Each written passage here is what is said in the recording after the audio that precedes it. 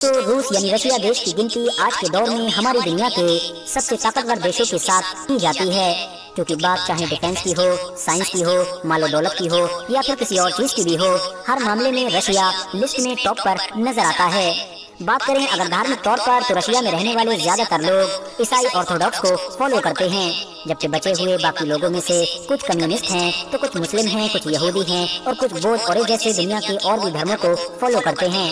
मगर ज्यादातर लोग ईसाई धर्म को ही मानने वाले हैं।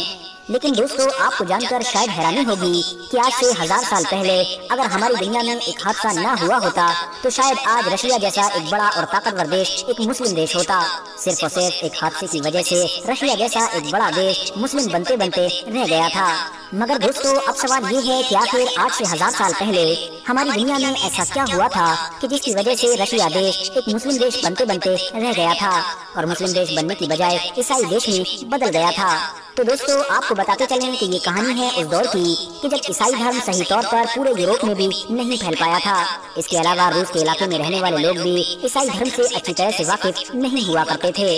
उस दौर में रूस की राजधानी मास्को नहीं बल्कि कीव हुआ करती थी। वही कीव नाम का शहर कि जिसको आज के दौर में यूक्रेन देश की राजधानी के तौर पर भी जाना जाता है। ये शहर उस दौर में इतना ज्यादा डेवलप और अमीर हो गया था कि इसको ही रूस की पहचान माना जाता था और इसी शहर की वजह से ही दुनिया के अलग अलग इलाकों में रहने वाले लोग रूस देश को कीवियन रस के नाम से जाना करते थे। उस दौर में रशिया और नॉर्थ यूरोप के बहुत सारे देशों में क्योंकि ईसाई धर्म तो पहुंच नहीं पाया था, इसीलिए ज्यादातर लोग एक पुराने धर्म को माना करते थे, एक ऐसे धर्म को कि जिसमें बहुत सारे अलग अलग तरह के देवी देवताओं की पूजा की जाती थी।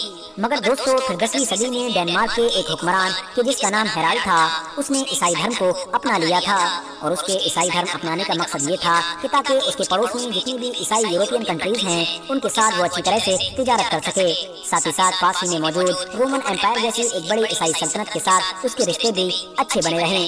मगर दोस्तों, डेनमार्क के इस हुक्मरान के ईसाई बन जाने के बाद अब इस इलाके में रहने वाले और भी लोगों ने इस धर्म में इंटरेस्ट लेना शुरू कर दिया और देखते ही देखते डेनमार्क के साथ साथ नॉर्थ यूरोप के लगभग सारे के सारे देश ईसाई बन गए। वहीं दूसरी तरफ उस दौर में रशिया की गद्दी पर एक ऐसा इंसान बैठा कि जिसको व्लादिमीर फर्स्ट के नाम से जाना जाता है। जिस दौर में इस इंसान ने रशिया की हुकूमत को संभाला था, ये वो दौर था कि जब नॉर्थ यूरोप के ज्यादातर लोग अपने पुराने धर्म को छोड़ रहे थे। इसीलिए इस हुक्मरान को भी गद्दी पर बैठते ही इस बात का अच्छी तरह से यकीन हो गया था कि बहुत जल्द ही मेरा धर्म इस दुनिया से खत्म होने वाला है। इसीलिए इसने ये फैसला किया कि जल्द से जल्द एक ऐसे मजहब को ढूंढा जाए कि जो न सिर्फ मेरे लिए बल्कि मेरी सल्तनत में रहने वाले लोगों के लिए भी बहुत ज्यादा फायदेमंद साबित हो। बस अपने इसी मकसद को पूरा करने के लिए उसने सबसे पहले अपने महल में रहने वाले कुछ ऐसे लोगों की एक खास टीम बनाई कि जिनको बहुत ज्यादा समझदार और होशियार माना जाता था और उसके बाद इस खास टीम को अपनी सल्तनत से दूर दुनिया के अलग अलग इलाकों में इस बात की तहकीक करने के लिए भेजा कि हमारी सल्तनत में रहने वाले लोगों के लिए कौन सा धर्म सबसे बेस्ट है, जिसकी मदद से हम लोग न सिर्फ बहुत ज्यादा तरक्की कर सकते हैं बल्कि ताकतवर भी बन सकते हैं। बस अपने बादशाह के हुक्म पर इस खास टीम ने दुनिया के अलग अलग इलाकों में घूमना शुरू कर दिया और एक लंबे वक्त के बाद जब ये खास टीम रशिया में वापस लौटी तो इसने अपने बादशाह को 3 धर्मों के बारे में बताया। ऐसे 3 धर्म कि जिनको उस दौर में सबसे ज्यादा खास और सबसे ज्यादा मशहूर माना जाता था। इन्होंने सबसे पहले यहूदियों के बारे में बताया।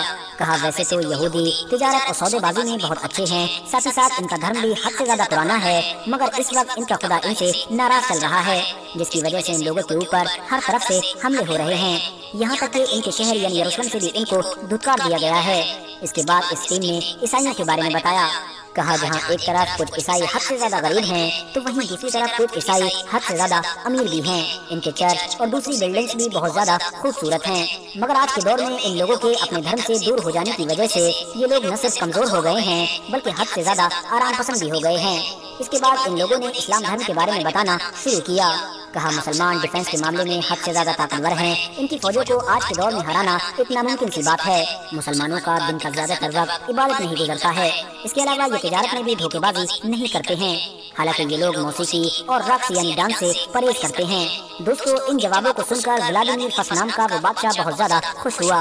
उसके बाद उसने ये ऑर्डर दिया कि फौरन ईसाइयों के एक पादरी और मुसलमानों के एक आलिम को मेरे सामने हाजिर किया जाए। लिहाजा उसके हुक्म पर एक काबिल पादरी और एक काबिल आलिम को हाजिर किया गया। व्लादिमीर फर्स्ट ने सबसे पहले ईसाई पादरी की बातों को सुनना शुरू किया। बहुत देर तक उसकी बातों को सुनने के बाद उसने मुस्लिम आलिम की तरफ देखना शुरू किया।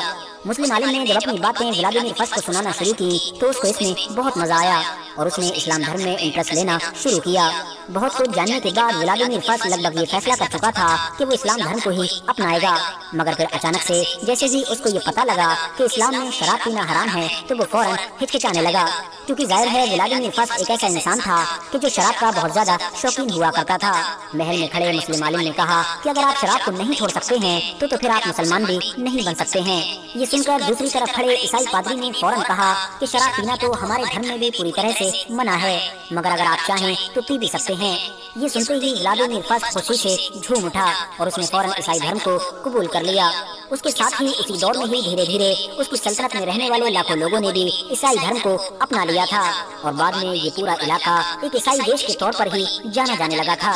फिलहाल दोस्तों, आज की अपनी वीडियो को हम यहीं पर खत्म करते हैं। वीडियो पसंद आने पर न सिर्फ वीडियो को लाइक करें बल्कि अपने फ्रेंड्स के साथ भी जरूर शेयर करें और इसी तरह की नॉलेजेबल और हिस्टोरिकल वीडियोस हमेशा देखने के लिए हमारे चैनल को सब्सक्राइब करके साथ ही में बेल आइकन को भी प्रेस कर दें।